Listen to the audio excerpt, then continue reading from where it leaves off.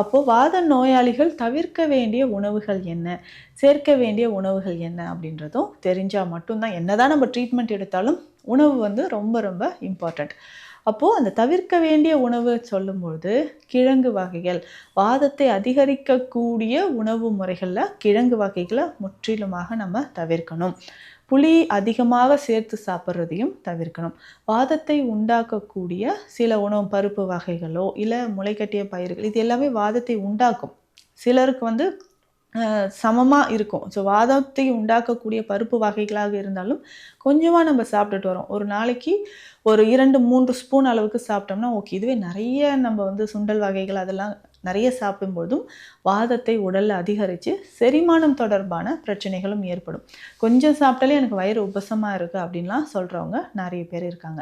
So இதற்கு வந்து வாதத்தை சமநிலைப்படுத்தக்கூடிய உணவு முறைகள நம்ம ஃபாலோ பண்ணிக்கணும்.